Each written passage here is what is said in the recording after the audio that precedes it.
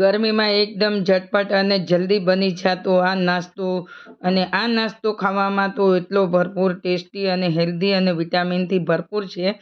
તો આ ઇડલી તમે કહેશો કે આ રોજના એકને એક લોટ વાપરી, અને આજે કંઈક નવી રીતે આપણે અલગ રીતે લોટ વાપરીને બનાવીશું. તમારે બિલકુલ દાળ ચોખા પલાળવાના નથી.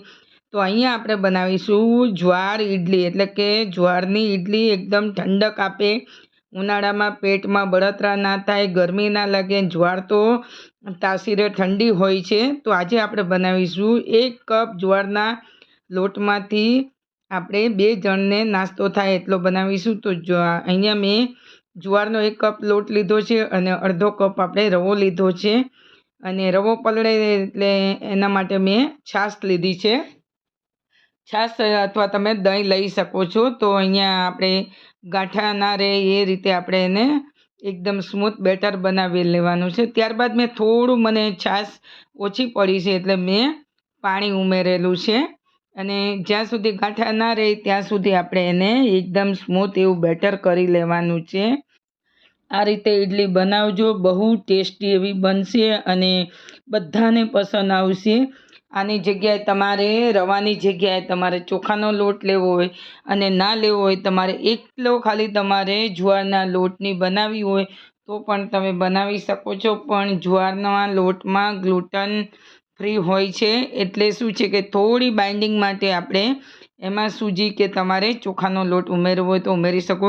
પણ ચોખાનો લોટ આ શું છે કે ડાયાબિટીસ માટે જો બનાવતા હોય તો ચોખાનો લોટ પણ તમે ન વાપરો તો સારું, એના માટે સૂજી લેવી. તો ત્યારબાદ આજે આપણે બનાવીશું વેજીટેબલ ઇડલી.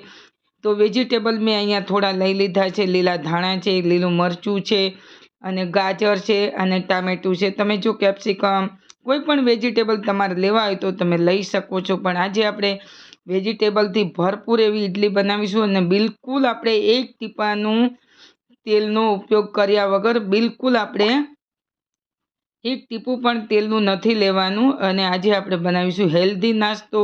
તો જ્વારનો લોટની ઇડલી, એટલે કે વિટામિન સીથી ભરપૂર. તો બનાવજો આ રીતે ઇડલી. ત્યારબાદ મેં અહીંયા ચીલી ફ્લેક્સ લીધા છે, એટલે તમે લાલ મરચું પણ લઈ શકો છો જો તમારે લાલ કલરવાળી બનાવવી હોય તો. અને હા, જો તમે મારી રેસિપી કઈ સિટીમાંથી જુઓ છો તે મને જરૂર જણાવજો. ત્યારબાદ આપણે બેટરને થોડું લૂઝ રાખેલું છે, એટલે રવો પણ ફૂલશે, એટલે થોડું બેટર એકદમ ઘટ જેવું થઈ જશે. ત્યારબાદ મેં અંદર સોડા ઉમેરી દીધા છે અને બેટરને સારી રીતે મિક્સ કરી દીધું છે. સોડા ઉમેરી અને આ રીતે સારી રીતે મિક્સ કરી અને લઈ લેવાનું છે. આપણે ઇડલી પ્લેટ લઈ લઈશું અને એની અંદર આપણે અત્યારે 2 જણને સર્વ થાય એટલો આપણે આ નાસ્તો તૈયાર કરીશું. વેજીટેબલ ઉમેર્યા પછી લગાતાર તમારે આ રીતે ચલાવતું રહેવાનું છે. અને હવે આપણે આ ઇડલીની અંદર આપણે જે સ્ટેન્ડમાં એને ભરી દઈશું.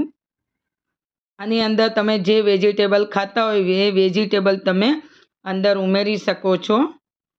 તમે લસણ અથવા ડુંગળી પણ તમે ઉમેરી શકો છો જો તમને પસંદ હોય તો. અને આ રીતે તમારી ઇડલી એટલી કલરફુલ બનશે. તો આ રીતે બનાવી અને બેટર બનાવીને તમે ઇડલી સ્ટેન્ડમાં ભરી અને જે કુકરમાં પાણી ગરમ કરવા મૂકી દીધું હતું, તો આને હવે આપણે 8 કે 10 મિનિટ માટે આપણે એને સ્ટીમ કરીશું. અને આપણી ઇડલી પણ એટલી સ્ટીમ થઈ ગઈ છે અને એટલી કલરવાળી દેખાય, જે મેં ચીલી ફ્લેક્સ ઉમેરેલા હતા એટલે એકદમ કલરફુલ ઇડલી તૈયાર થઈ ગઈ છે.